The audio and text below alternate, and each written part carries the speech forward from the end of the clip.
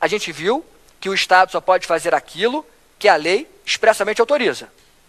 Essa ideia ainda é majoritaríssima e essa ideia passa pelo menos por algumas relativizações. Segundo essa ideia consagrada, o poder público só pode fazer aquilo que a lei expressamente autorizá-lo a fazer.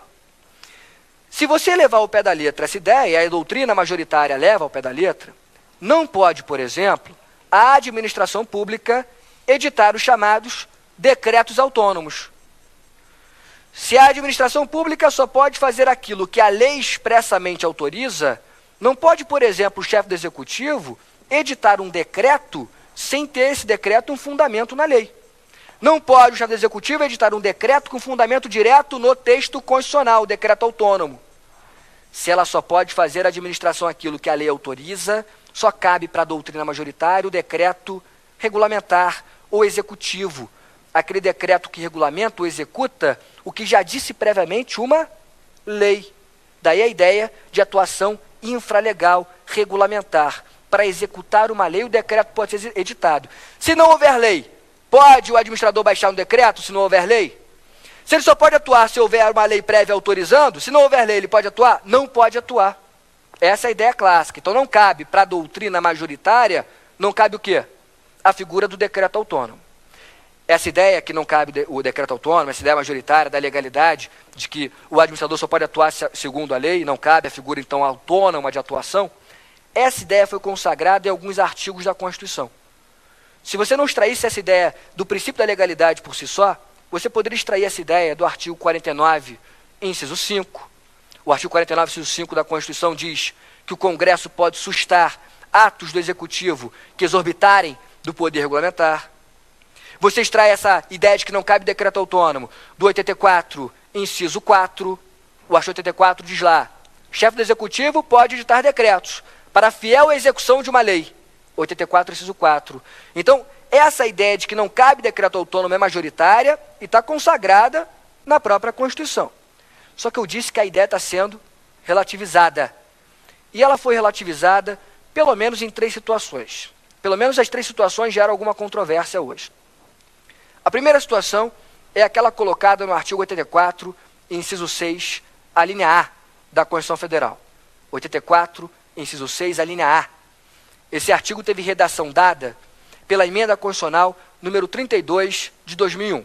Na redação antiga, o 84.6a pedia a lei para tratar da organização administrativa. Então, a lei ia organizar a administração pública.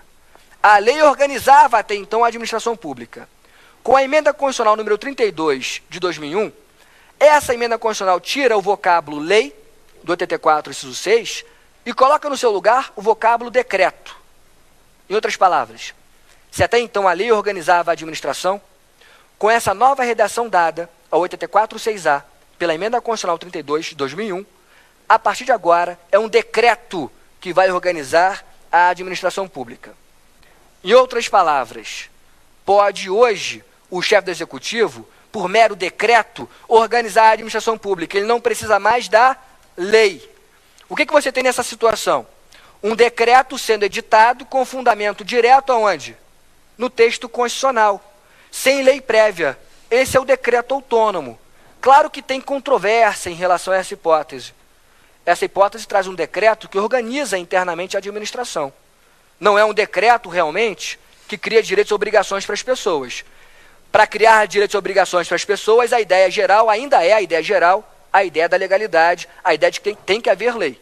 Mas pelo menos já é uma ideia de que cabe um decreto para organizar a administração sem fundamento numa lei prévia, um decreto, portanto, autônomo, como fala, por exemplo, a professora de Pietro. Então você já tem um caso excepcional, segundo alguns autores, de que nesse caso, pelo menos excepcional, caberia o decreto autônomo, uma exceção à regra geral de que não admite lá o decreto autônomo.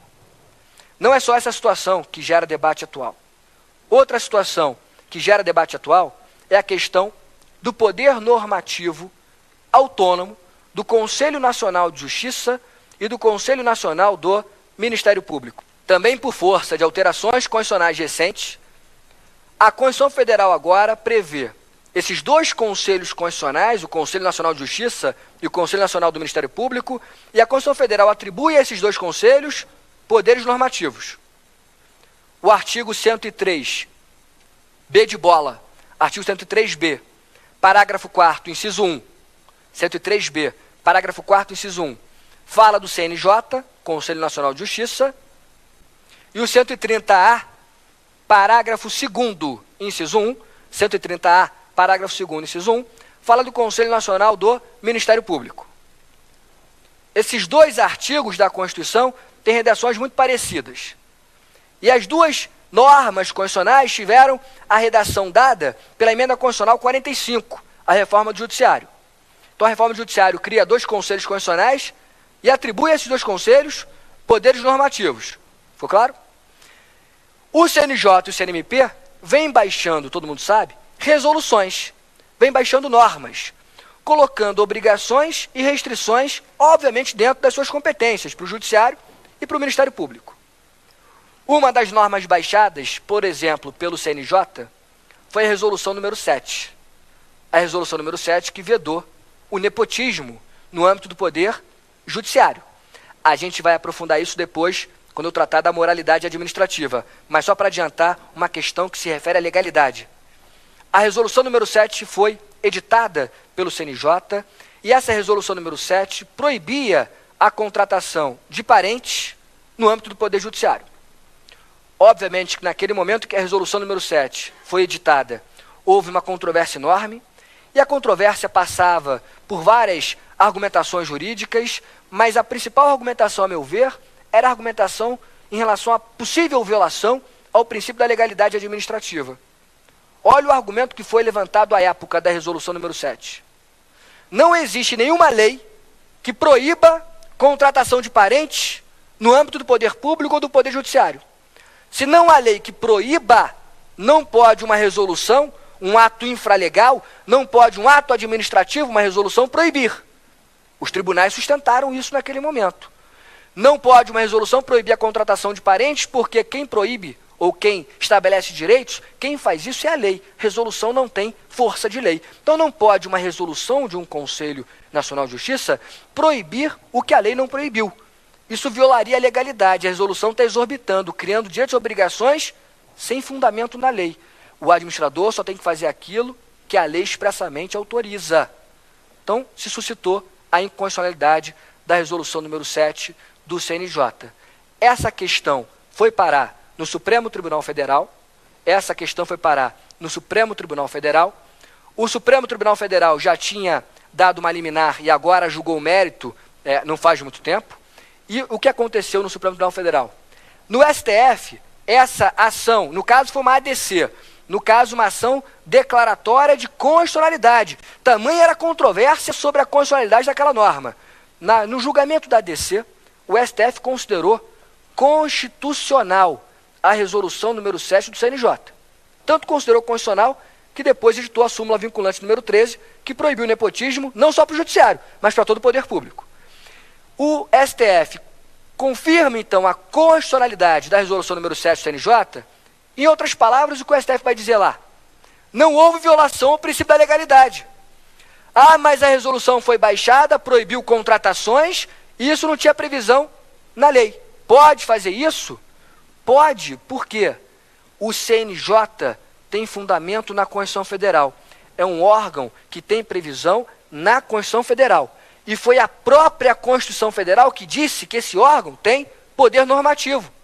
Então a própria Constituição deu poder normativo para o CNJ. Ele poderia, portanto, baixar atos normativos com fundamento direto no texto constitucional. Ato normativo autônomo poderia acontecer nesse caso? Nesse caso poderia, porque foi o próprio texto constitucional que deu essa possibilidade para o CNJ. Então, mais um caso em que você vai ter um ato normativo autônomo com fundamento direto no texto constitucional, sem a necessidade prévia de uma lei. Olha só a releitura que a gente está fazendo. A visão tradicional, que vocês vão ler em todos os manuais, e que vocês vão aprender na sala de aula, a visão tradicional diz: administrador só pode fazer aquilo que a lei expressamente autoriza. Sem lei, administrador não atua. Só que agora existem exceções. Nessas situações exemplificativas que eu trouxe, o administrador pode atuar sem fundamento direto na lei. Vai atuar, obviamente, com fundamento aonde? No texto